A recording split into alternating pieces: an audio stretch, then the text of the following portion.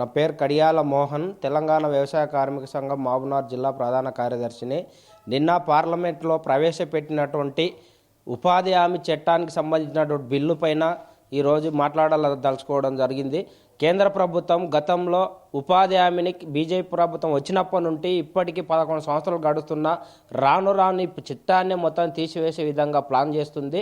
గతంలో 2005లో వచ్చినటువంటి చట్టానికి 1,45,000 కోట్లు కేటాయిస్తే ఇప్పుడు ఈ ప్రభుత్వము వచ్చిన తర్వాత కేవలము 60,000 కోట్లు 80,000 కోట్లు మాత్రమే కేటాయిస్తూ రాను చట్టాన్ని మొత్తం నీరుగార్చే విధంగా చేస్తుందని చెప్పేసి మేము ఎప్పుడో వ్యవసాయ కార్మిక సంఘంగా చెప్పడం జరిగింది. బడ్జెట్లో కూడా డబ్బులు కేటాయించాలని చెప్పేసి పెద్ద ఎత్తున పోరాటం కూడా చేయడం జరిగింది. కానీ నిన్న జరిగినటువంటి పార్లమెంట్లో ఈ చట్టాన్ని పూర్తిగా తీసి రాష్ట్రాలకే అప్పచెప్తామని చెప్పేసి కేంద్ర ప్రభుత్వం 60% నిధుల్లో రాష్ట్రాలకు 60%, కేంద్రానికి 40% ఉండాలని చెప్పేసి ఈరోజు ఆ చట్టాన్ని రూపుమార్చే విధంగా కేంద్ర ప్రభుత్వం పూనుకుంది. దాంతోపాటు దేశ జాతిపిత అయినటువంటి మహాత్మా గాంధీ పేరుని చట్టంలో తొలగించడం అంటే ఈరోజు బీజేపీకి ఎంత ధైర్యమో మనం ప్రశ్నించాల్సిన అవసరం ఉంది. ఎందుకంటే ఆర్ఎస్ఎస్ చెప్పు చేతిలో నడుస్తున్నటువంటి బీజేపీ ప్రభుత్వం మహాత్మా గాంధీని చంపినటువంటి గాడ్సే వారసులు అని చెప్పుకుంటున్నటువంటి ఇప్పుడున్నటువంటి నరేంద్ర మోడీ కానీ వాళ్ళ మినిస్టర్లు కానీ ఈరోజు ఆ రకంగా బీజేపీకి సంబంధించినటువంటి వాళ్ళ ఎంపీలు మాత్రం ఈరోజు మహాత్మా గాంధీ పేరు ఈ చట్టంలో తీసేయడం జరిగింది. మహాత్మా గాంధీ జాతీయ గ్రామీణ పథకం అని చెప్పినటువంటి చట్టం ఈరోజు దాన్ని మార్చుతూ వేరే పేరు పెట్టడంతో సరైనది కాదు. తక్షణమే మహాత్మా గాంధీ పేరుని కొనసాగించాలి.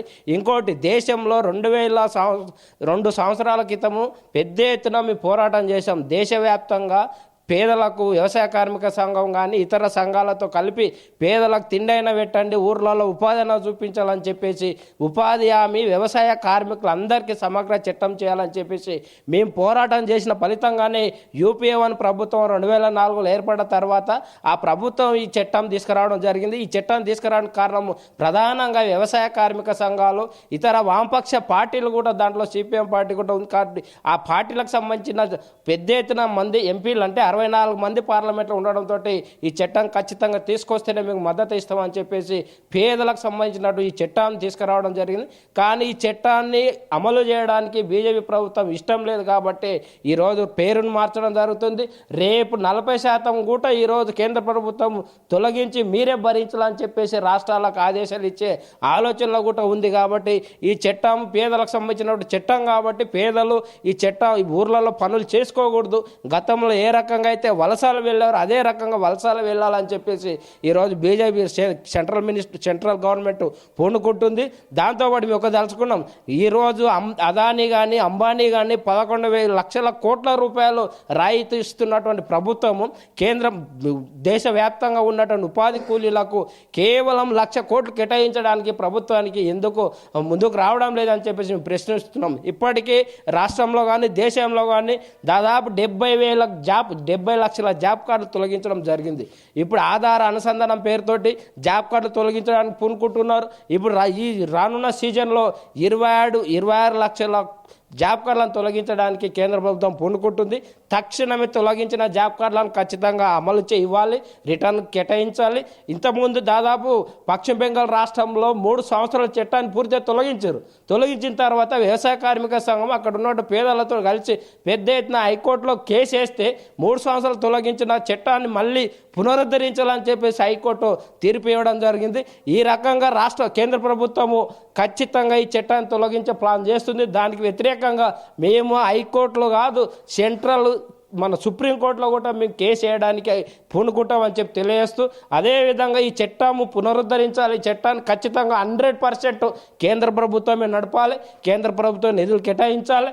ఈరోజు గ్రామీణ ప్రాంతాల్లో గ్రామాలలో పల్లెల అభివృద్ధి కూడా ఈ చట్టం నిధులు కేటాయించుకోవాలని చెప్తున్నారు. కానీ మేము చెప్పదలుచుకున్న పల్లెల అభివృద్ధి కానీ అదేవిధంగా రాష్ట్రాలకు సంబంధించిన డబ్బులు కానీ ఇవన్నీ రాష్ట్ర ప్రభుత్వాలకు ఇవ్వకుండా కేంద్ర ప్రభుత్వము కేవలం తన నరేంద్ర మోడీ దోస్తులకు, నరేంద్ర మోదీ మిత్రులకు డబ్బులు సెంట్రల్కి వచ్చినటువంటి బడ్జెట్ మొత్తం కేటాయిస్తున్నారు. కానీ పేదలకు కానీ ఇతర రాష్ట్రాలకు కానీ ఇవ్వడానికి ఆయనకు చేతులు రావడం లేదు. ఖచ్చితంగా మేము చెప్పదలుచుకున్నాం, ఉపాధి హామీ చట్టాన్ని ఈరోజు ఇప్పుడు 125 రోజులు ఇస్తామని చెప్తున్నారు.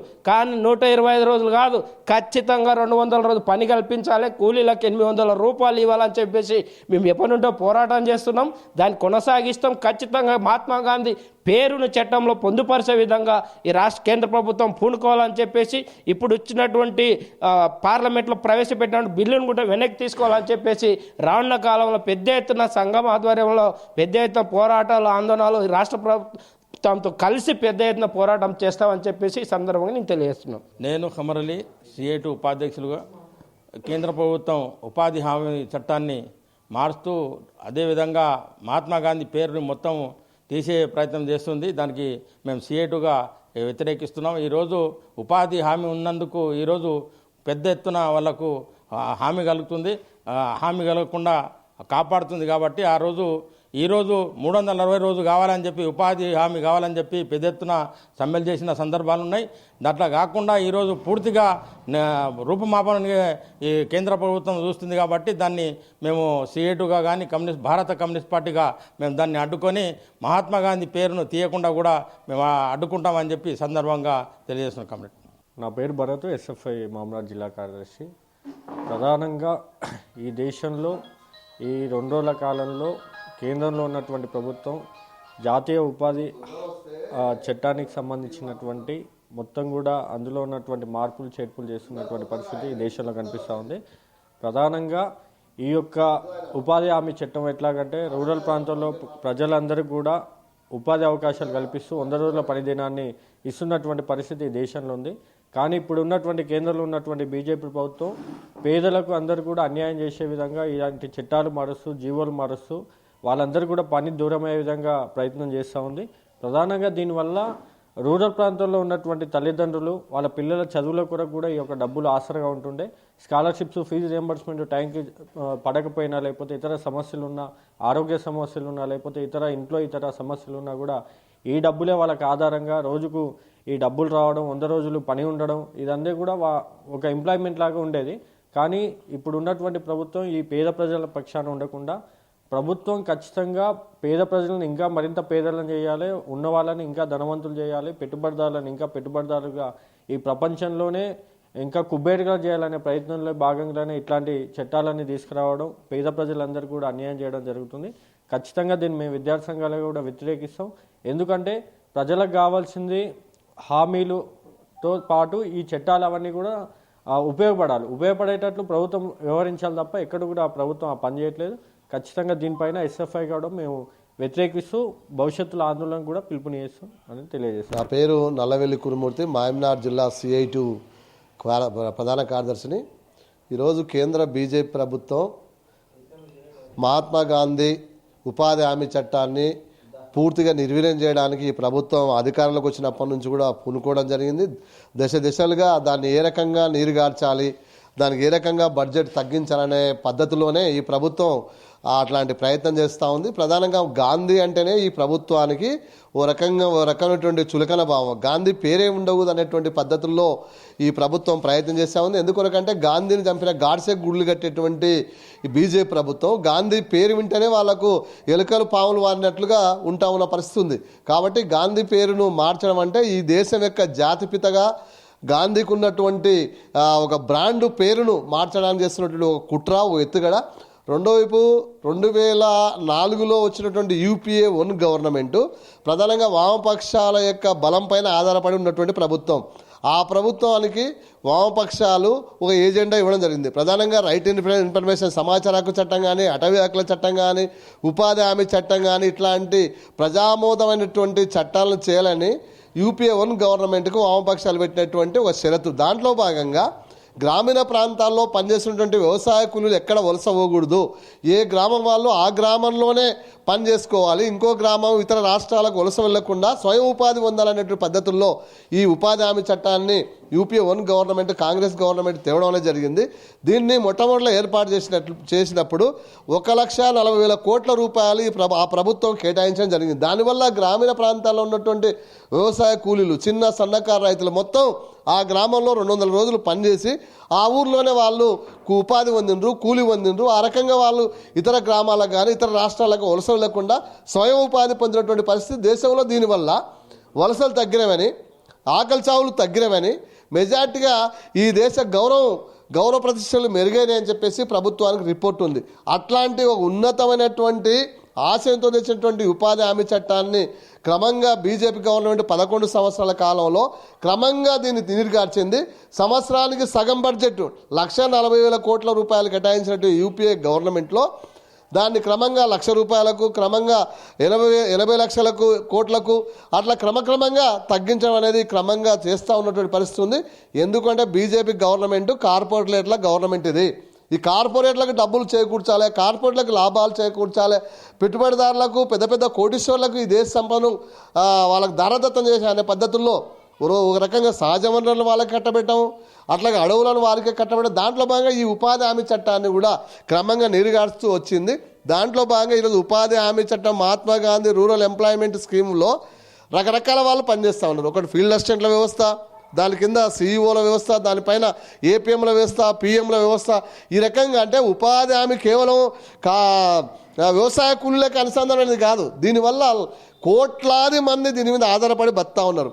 కార్మిక వర్గం ఏర్పడింది, వ్యవసాయ కూలీ వర్గం ఈరోజు ఎక్కడ వలస వేయకుండా తాను పని చేసుకుంటే బ్రతకడం ఒక భరోసా అనేటువంటిది ఈ యొక్క చట్టం వల్ల రావడం జరిగింది. కానీ ఈ చట్టాన్ని నీరుగార్చడం అంటే దీన్ని బీజేపీ గవర్నమెంట్ ప్లాన్ ప్రకారంగా మొట్టమొదటి మహాత్మా గాంధీ పేరు తీసేయాలి, ఆ తర్వాత దీన్ని దశల వారీగా పూర్తిగా తగ్గించాలి. అంటే 210 దినాన్ని ఈరోజు 125 రోజులకు కుదించారు. అట్లా క్రమక్రమంగా పూర్తిగా ఈ యొక్క ఉపాధి హామీ చట్టాన్ని నీరుగార్చడానికి ఈరోజు ప్రభుత్వం ప్రయత్నం చేస్తూ ఉంది.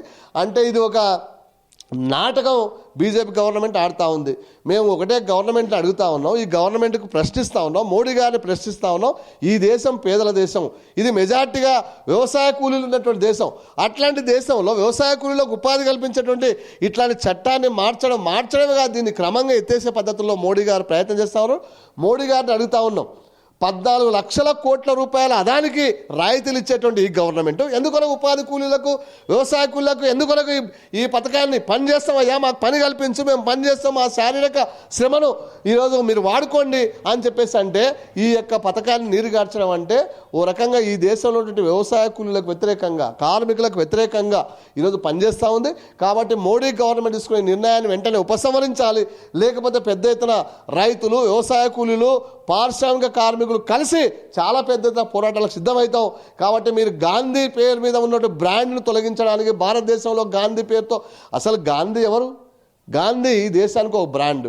గాంధీ బట్టలు లేకుండా నాకు ఈ భారతదేశంలో ఉన్నటువంటి స్వాతంత్ర పోరాటంలో 40 లక్షల కోట్ల మంది చాలామందికి బట్టలు లేవు, తినడానికి తిండి లేదని చెప్పేసి ఆయన బట్టలు ఇడిచి ఈ దేశ ఆత్మగౌరవాన్ని కాపాడాలి, అందరికీ తిండి కావాలి, అందరికి గూడు ఉండాలి, అందరికీ నివాసయోగ్యమైన ఇది ఉండాలని ఆయన తన అంగిని చొక్కను కూడా విడిచి దేశానికి త్యాగం చూపిస్తే ఈ దేశంలో సూటు బూటు ప్రధానమంత్రి కాదు మాకు కావాల్సింది, ఈ దేశం యొక్క ఆత్మగౌరవం కాపాడే రకంగా, ఈ దేశంలో ప్రజలందరూ తిండి పెట్టే రకంగా, ఈ దేశంలో ఉన్నట్టు ఇప్పటికీ ఈరోజు నేను ఉచిత బియ్యం ఇస్తాను. ఉచిత బియ్యం ఎందుకు ఇస్తాను? అంటే కొనడానికి కొనుగోలు శక్తి లేదు కార్మికుల దగ్గర, కాబట్టి ఉచిత బియ్యం ఇస్తున్నాడు. కాబట్టి ఉచిత బియ్యమే కాదయ్యా, ఈరోజు మాకు ఉపాధి హామీ చట్టం మేము పనిచేసుకొని గ్రామాల నుంచి వలసపోయేటువంటి పరిస్థితి వద్దు. ఎక్కడో పాలమూరు లేబర్ అంటే ప్రపంచంలోనే పాలమూరు లేబర్గా ప్రసిద్ధిగాంచినటువంటి అట్లాంటి వలసలు పోకుండా మా పిల్ల పాపలతో, మా కుటుంబాలతో ఇక్కడే పనిచేసుకొని ఇక్కడే బతుకుతాం. కాబట్టి మాకు ఉపాధి హామీ చట్టం ఉండాలి. Mahatma Gandhi rural employment scheme అనేటువంటిది ఇది కేవలము వ్యవసాయ కూలీలకే, దానిపైన నిచ్చెనమెట్టలాగా ఆధారపడినటువంటి ఈ వ్యవస్థను కాపాడాలి. ఈ ఉపాధి హామీ చట్టాన్ని పకడ్బందీగా అమలు చేయాలి. అమలు చేయకపోతే నీ ప్రభుత్వానికి పుట్టగతులు ఉండవు, నీ ప్రభుత్వం యొక్క విధానాలను మార్చుకోవాలని చెప్పేసి ఇది అదాని అంబానీ యొక్క దేశమే కాదు, ఈ దేశంలో 140 కోట్ల ప్రజల యొక్క దేశం ఇది. ఆహారము, నీళ్లు, తర్వాత భూమి, ఇల్లు, కనీసం అవసరాలు చేకూర్చాలనే ప్రభుత్వం. కాబట్టి అట్లాంటి సౌకర్యాలు చేపట్టాలని ఈ ప్రభుత్వానికి, మోడీ గారికి మేము డిమాండ్ చేస్తా ఉన్నాం. కాబట్టి ఆ రకంగా ప్రభుత్వం వెంటనే వెనక్కి తీసుకొని ఈ చట్టాన్ని పకడ్బందీగా అమలు కోసం కృషి చేస్తామని చెప్పేసి ఆశిస్తూ ఉన్నాను.